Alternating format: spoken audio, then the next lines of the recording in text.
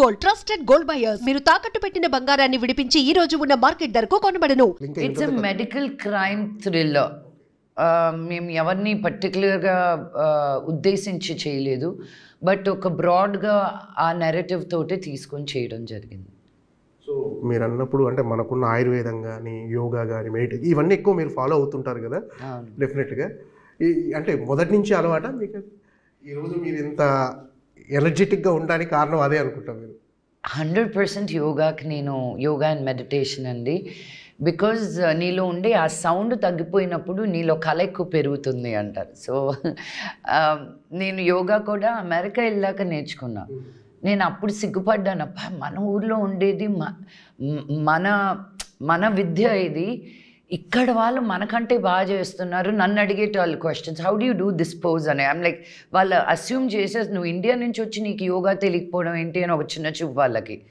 So ఆ ego పరంగా నేర్చుకొని ఐ ఫెల్ ఇన్ లవ్ తప్ప. అండ్ ఆ మ్యాజిక్ నేను టేస్ట్ చేశాక I can't stop talking about it. So I want everybody to do it. Yoga చేస్తే మటుకు నీకు లైఫ్లో ఉన్న ఆ పీస్ఫుల్, ఆ ఫ్లెక్సిబిలిటీ, ఆ లైట్నెస్ బాడీలో ఇంక దేంట్లోనూ రాదండి మీకు. సినిమా విషయానికి వస్తే ఇప్పుడు అంటే జనాలు ఓటీటీ వచ్చిన తర్వాత థియేట్రికల్ ఎక్స్పీరియన్స్ ఉన్న సినిమాలు మాత్రమే చూస్తున్నారు, సోషల్ డ్రామాల కంటే ఎక్కువ. సో ఈ సినిమాలో ఓటీటీని ఓవర్కమ్ చేసి థియేటర్కి వచ్చి ఎక్స్పీరియన్స్ చేసేంత కంటెంట్ ఏముంది అనుకుంటున్నారు మీరు? మధు గారు, మీకు కూడా తెలుసు, ఏ సినిమా చేసినా రిలీజ్ లేనిదే ఓటీటీ తీసుకోవట్లేదు. వాళ్ళే తీసుకోవాలంటే 3 సంవత్సరాలు కూర్చోవాలి ఓటీటీ తోటి.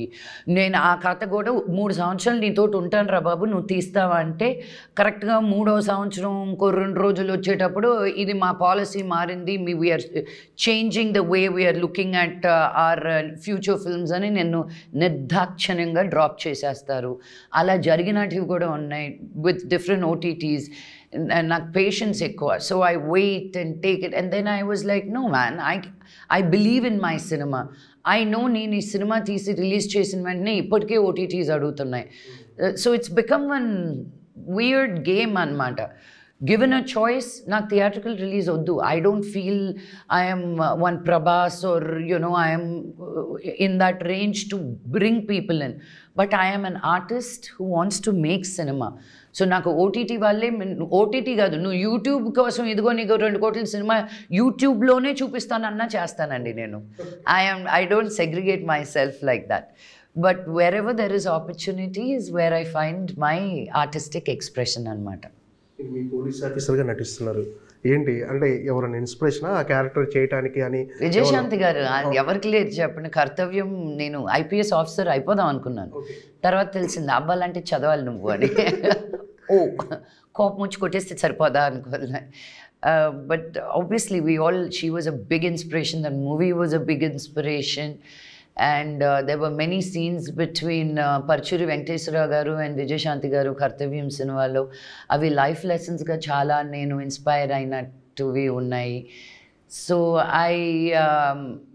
and then a lot of fight sequences in it. I said, why not in a different character, in a different look, in a different vibe. So I said, yes. నాన్నగారు మోహన్ బాబు గారి character ఎలా ఉండబోతుంది? ఆయన అసలు ఈ సినిమాలోకి మీరు తీసుకొచ్చారా లేకపోతే ఆయనే మీకు ఈ కథ తీసుకొచ్చి? ఆయనే తీసుకొచ్చారండి. అందుకే అంత ఈజీగా ఆయన కూడా చేశారు. లేకపోతే ఆయన అంత ఈజీగా ఒప్పుకోరు క్యారెక్టర్స్, ఎస్పెషలీ నాతోటి. So I was very very excited. ఇలాంటిది నేను చిన్నప్పుడు ఎప్పుడు డాడీతో ఒక సినిమా చేస్తే బాగున్నాను. Even after becoming an actor ఆ ఆశ ఉంటుంది కదా, పెద్ద ఆర్టిస్ట్తో చేయాలి అని. అండ్ ఇంట్లోనే ఉన్నారు, ఇంకేంతోటి కూడా చేయకపోతే ఇంకెలా. బట్ అది కుదరాలి, ఆ దేవుడు మీకు ఆశీస్సులు పంపాలి, పెట్టాలి, చెయ్యాలి. సో అలా డాడీ తీసుకురావడం అండ్ ఆయనకు ఒక బ్యూటిఫుల్ క్యారెక్టర్ దాంట్లో ఉండడం. It's not your typical daddy character. చాలా సటిల్గా, చాలా బ్యూటిఫుల్గా ఆ క్యారెక్టర్కి తగ్గట్టు he looks beautiful. Daddy screen presence గురించి నేను చెప్పాల్సిన అవసరం లేదు, అంత పెద్దదాన్ని కూడా కాదు నేను. బట్ ఐఎమ్ గ్రేట్ఫుల్, అంతే చెప్పగలుగుతాను. ఇన్ని రోజులు ఎందుకు రాలేదు నాన్నగారితో కలిసి నటించే అవకాశం? అంటే మధ్యలో ఛాన్స్ ఇవ్వలేదా నాన్నగారు?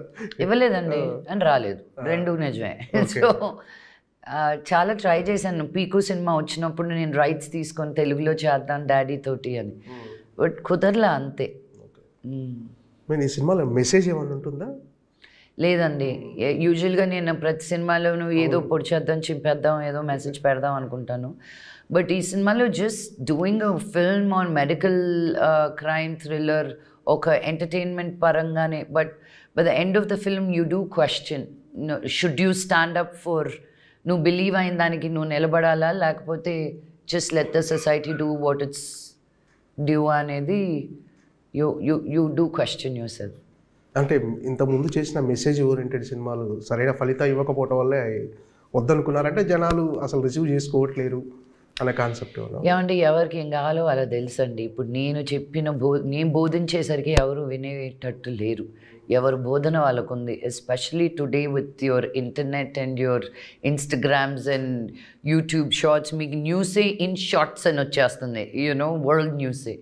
So I think people have a వాళ్ళకే చాలా జరుగుతుంది వాళ్ళ లైఫ్స్లో. మనం బోధించాల్సిన అవసరం లేదు, వాళ్ళని ఎంటర్టైన్ చేస్తే చాలు అన్న దీనికి వచ్చున్నాను నేను. అంటే లక్ష్మీప్రసన్న గారు ఎలాంటి క్యారెక్టర్ అయినా చేయగలరు అవలీలగా, అంటే ఆ క్యారెక్టర్లో ఫిట్ అయిపోతారు మీరు. కానీ ఎందుకు రైటర్స్ మీకు తగ్గ క్యారెక్టర్స్ రాయట్లేరని ఏమైనా అనిపిస్తుంది అప్పుడప్పుడు? 100% అనిపిస్తుంది. నేను చాలా ఫీల్ అవుతాను, ఎందుకు సుకుమార్ గారు నాకు కథ రాయట్లేదు, ఎందుకు త్రివిక్రమ్ రాయట్లేదు. నేను అనుకునేది 100 అనుకుంటాను, బట్ వాళ్ళకు కూడా అనిపించాలి కదా. బట్ నో కంప్లైంట్స్ అండి. నేను కంప్లైంట్ చేస్తూ వెళ్తే I will be a very negative, hating, angry person. అలా కూడా ఒక ఫేజ్లో ఉన్నాను నేను. అండ్ ఆ ఫేజ్లో ఉన్నప్పుడు నన్ను నేను ఎంజాయ్ చేయలేదు. సో నాకు షాంపెయిన్ అండ్ క్యావియారే ఉండాలనుకుంటే తప్పు. ఎప్పుడు నాకు లెమన్స్ ఇచ్చినప్పుడు లెమనేడ్ చేసుకోవడం కూడా తెలియాలి. So I mean that lemonade stage, that's okay. అంటే మీ మీద వచ్చే ట్రోల్స్ని ఎలా రిసీవ్ చేసుకుంటారండి మీరు? అంటే మామూలుగా అసలు చాలా ఈజీగా తీసేసుకుంటారా, లేకపోతే ఇగ్నోర్ చేసేస్తుంటారా? ఏమండి, నన్ను ఎంత పొగుడతారో అంత ట్రోల్స్ ఉంటాయి. సో నేను పొగడుతూనే చూడాలా, ట్రోల్స్ని చూడాలా? I like to concentrate on the positive. ఒక ఏనుగు వెళ్ళేటప్పుడు కుక్కలు చేరి అరుస్తాయంట, వెనక్కి తిరిగి ఎంత దూరం అని ముందుకు నడుస్తాం, అరిచే వాళ్ళు అరుస్తారు. మన ధ్యేయం మనం అనుకొని మనం ముందుకు వెళ్తూనే ఉండాలి. మన వెనక నుంచి అరుస్తారు కానీ వెనక నుంచి అరిచినప్పుడు మనం ఒక అడుగు ముందు ఉన్నట్టే కదా. I'm happy right there. కానీ పాజిటివ్ వైపు మీరు అంటే కొంతమందికి మీరు చెప్పే సజెషన్స్ కావచ్చు చాలామందికి చాలా ఉపయోగపడతాయని తెలిసింది. అంటే ఫర్ ఎగ్జాంపుల్, అంటే మనోజ్ అంటే మీ ఓన్ బ్రదర్, కానీ మనోజ్ కూడా మన ఇంటర్వ్యూలో చెప్పాడు, ఇక చాలు ఈ లైఫ్ అనిపించినప్పుడు అక్క దగ్గరికి వెళ్తే చెప్పేసరికి గట్టిగా కౌలించుకుని ఏడ్చేసింది, ఒక థెరపిస్ట్ దగ్గర జాయిన్ చేసింది. సో ఈరోజు నేను ఇలా ఉండడానికి కారణం అక్క అని చెప్పాడు, నా ఇంటర్వ్యూలో చెప్పాడు. ఇవన్నీ కూడా చెప్పాడు. వీ ఆల్ నీడ్ హెల్ప్ అండి. లైఫ్ అనేది ఏంటో మనకి పుట్టిన తర్వాత ఏదో కొన్ని నేర్పిస్తారు, కొన్ని మనమే అనేసుకుంటాం చెప్పకుండానే. మన ప్రాంతం బట్టి, మనం పెరిగిన వాతావరణం బట్టి.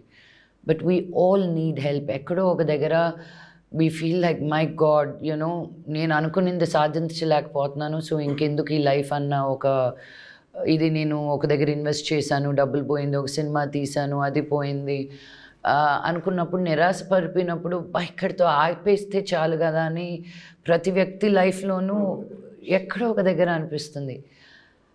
That is the most important time. That ఏదో మీ లైఫ్లో పెద్ద మార్పు వచ్చే టైం అది అని. దాన్ని నిలదొక్కున్నప్పుడే దేవుడు మీకు ఆ వెళ్తురు ఏదో చూపిస్తారు. బట్ చాలామంది అక్కడ దాకా వచ్చి నిరాశపడిపోయి ఆగిపోతారు and they never see the light. And మనోజ్కి ఆ టైంలో ఎవరు అవసరం ఉన్నది అని నేను I take chances with Manoj, ఇది చేయరా and I don't not give up on him. And ఎక్కడో ఒక దగ్గర లొంగుతాడు. అందరితోటి ఇంత టైం అండ్ ఇంత ఎఫర్ట్ పెట్టకూడదు గారు. బట్ మనోజ్కి నౌ ఐ ఫీల్, ఇంకా ఇప్పుడు వచ్చి అడిగినా కూడా పోరా నీకు చెప్పింది చాలు, నువ్వు చూసుకో అని. బికాజ్ నౌ గట్టెక్కిచ్చేసాను నేను నా పరాన. ఇంకా లెట్ హిమ్